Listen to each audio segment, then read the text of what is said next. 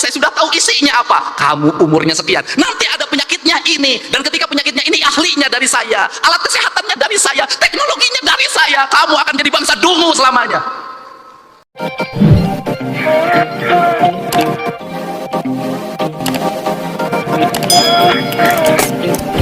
Ritualitas kita sudah sangat taat orang Indonesia terhadap ritualitas. Umroh ngantri, haji ngantri, luar biasa ritualitas kita. Masjid terbangun di mana-mana dengan indah. Tetapi ada dua hal yang hilang tercerabut dalam tradisi agama kita, adalah kita mencintai Tuhan tapi lupa terhadap hukum Tuhan. Hukum Tuhan yang benar, yang tidak perlu ditafsirkan, yang tidak melahirkan mazhab, yang tidak melahirkan kelompok, yang tidak melahirkan ormas, adalah hukum alam. Sehingga seorang nasionalis, dia akan menangis ketika hutannya dibabat. Seorang nasionalis, dia akan menangis ketika hulu-hulu sungainya diuruk. Seorang nasionalis, dia akan menangis ketika mata airnya makin mengering. Kalau kita mengaku mencintai NKRI, mengaku menjadi nasionalis, membiarkan hutan dibabat, membiarkan sungai diuruk, membiarkan laut diuruk, dan membiarkan mata air mengering, saya katakan Anda pembohong, dan Anda tidak mencintai Indonesia. Saya secara pribadi hari ini, anak-anak muda Kak Warnas mulai posting di media sosial, mereka menggugat, Pak. Apa yang mereka gugat? Belanda menjajah Indonesia 350 tahun, gunung masih utuh, samudra masih terbentang luas, sungai-sungai jernih, dia meninggalkan perkebunan yang terhampar, bangunan-bangunan yang indah, gedung-gedung yang kokoh, jalan-jalan yang kuat, jembatan kereta api yang kokoh. Indonesia merdeka 80 tahun. Gunung gundul, sungai keruh, hutang menggunung, bangunan-bangunan hampir tidak ada yang berkualitas, jalan-jalan mudah rusak, jembatan mudah roboh. Pertanyaannya adalah, siapa yang penjajah itu? Ini kesadaran mungkin tidak layak diomongin sama gubernur, tapi saya mewakili hati nurani saya yang selalu ingin saya ungkapkan dimanapun. Kenapa? Ini problem bangsa, Pak. Dan kebiasaan kita ini adalah ketika bencana kita ribut melakukan perbaikan, tapi nanti ketika sudah musim kemarau lagi, lupa lagi, berbuat lagi. Kenapa saya ngomong begini? Saya punya hitungan ekonomi. Kita dapat dari pembabatan hutan berapa triliun, kita dapat dari pengambilan pasir berapa, dari pengambilan gunung berapa, tapi ketika bencana berapa puluh triliun, ratus triliun yang harus kita kerahkan, rugi.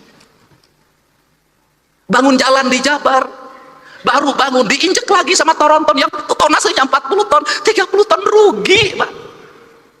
Dan semua orang diam, berdiri seperti patung dimusrikan, tapi sikap kita yang mematung, membiarkan kerusakan terhadap Indonesia dianggap pada sikap yang beriman.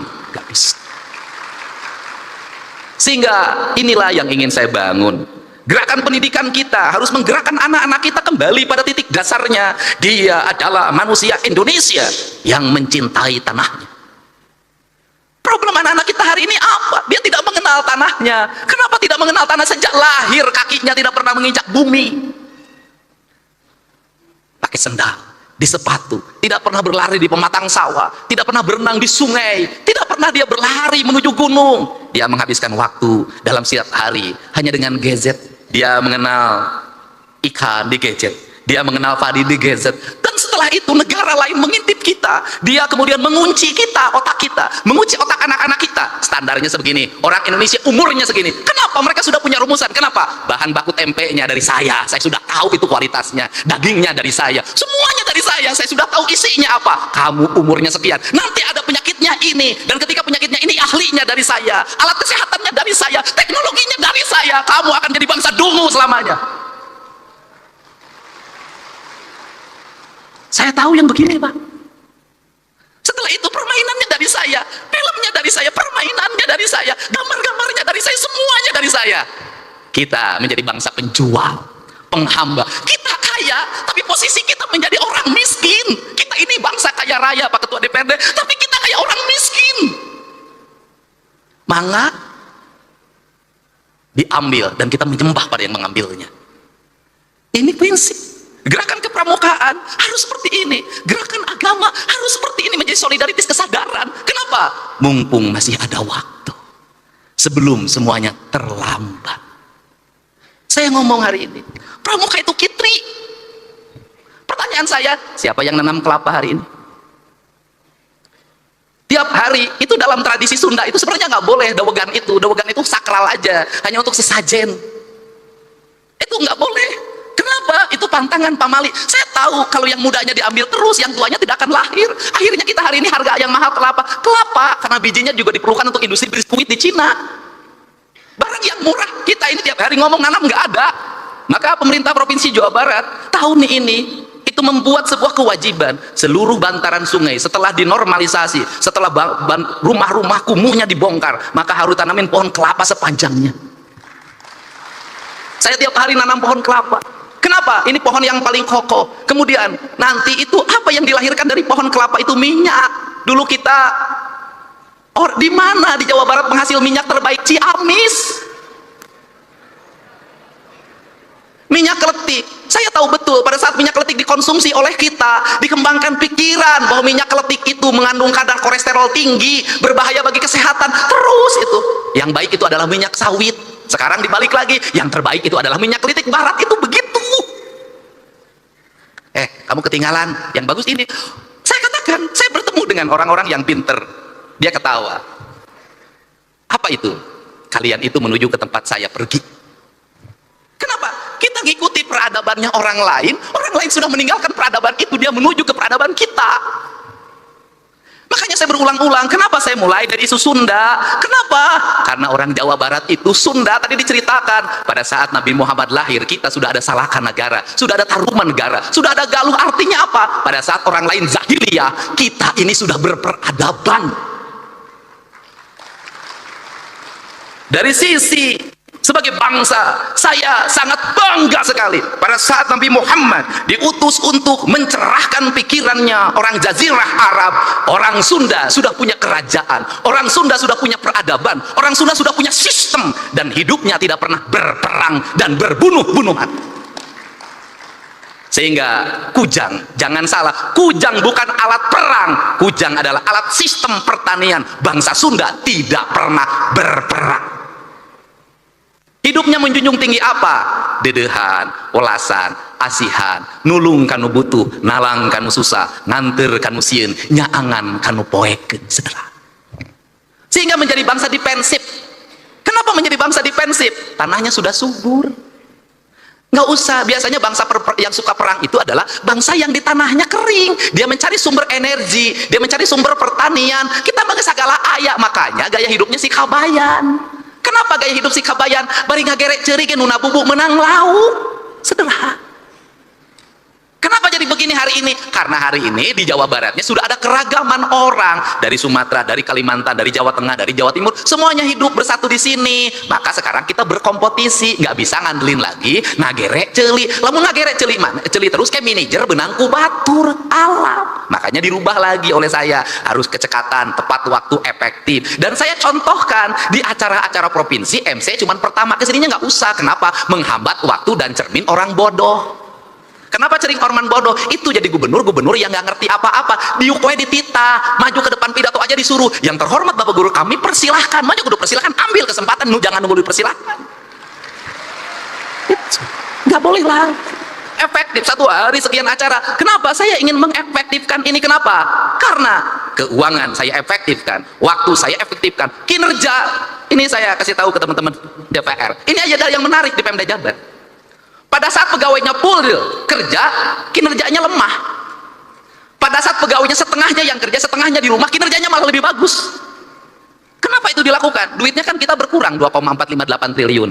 Saya harus ngirit listrik, saya harus ngirit air, dan kemudian jalan nggak usah macet kalau pagi-pagi. Akhirnya pegawainya setengahnya sekarang WFH di rumah aja. Kemudian lebih produktif saya lihat, dan mereka pendapatannya lebih baik. Kenapa? Tiap hari nggak usah jajan di kantin, nggak usah ngongkos mobil. Tapi kan ini kerjanya, ini alam sudah beda, bukan alam lagi berkumpul hari ini. Hari ini adalah alam berproduksi. Produksi hari ini nggak usah lagi panas-panasan, bisa jadi sambil tiduran. Memang dunianya sudah dunia digital. Ini birokrasi modern.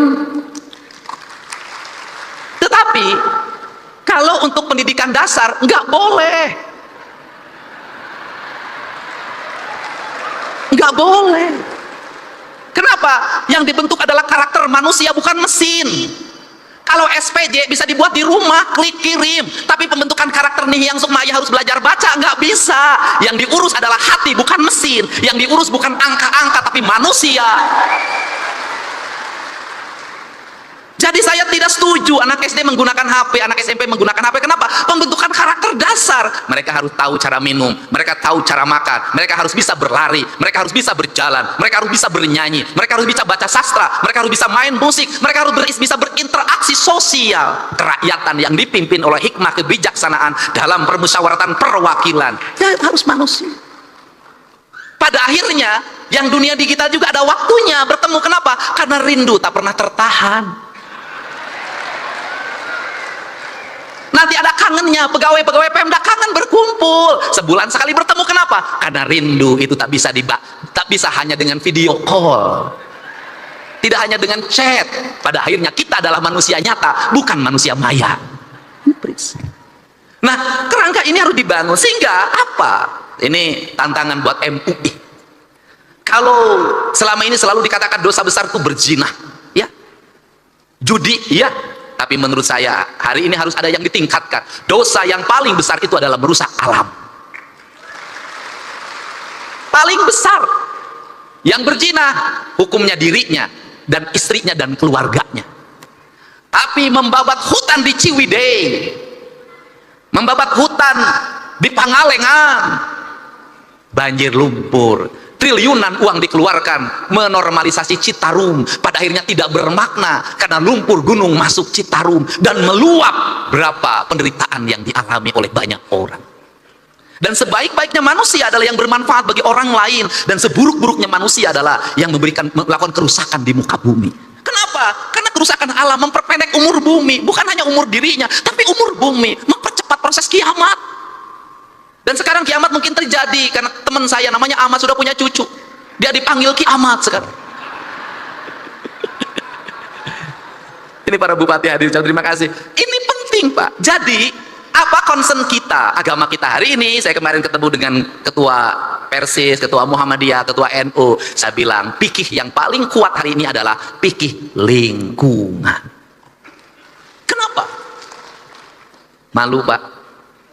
Anak-anak muda sekarang tuh tidak seperti kita. Kita masih jaga-jaga kalau ngomong.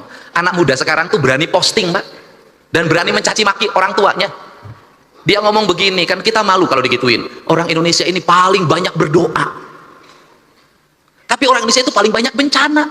Kan malu digituin. Orang Indonesia itu paling banyak berdoa, tapi paling banyak orang yang sengsara. Orang Indonesia itu paling banyak berdoa, tapi buang sampahnya di sungai, buang sampahnya di mana saja. Membabat pohon itu bukan hanya 1 meter, tapi ribuan kubik, jutaan kubik, menimbulkan kesengsaraan, dan itu dibiarkan. Padahal tiap hari kita berdoa pada Allah, kita ingin dijauhkan dari bencana. Kita tiap hari berdoa pada Allah, ingin dijauhkan dari bencana. Tapi menurut saya doa ini tidak akan bermakna kalau yang menjadi penyebab bencana terus dilakukan tanpa henti. Kita bicara hakikat, tapi syariatnya tetap terjadi kerusakan, tak ada makna. Terima kasih sudah menonton. Jangan lupa like, subscribe, dan tekan tombol lonceng. Bye bye.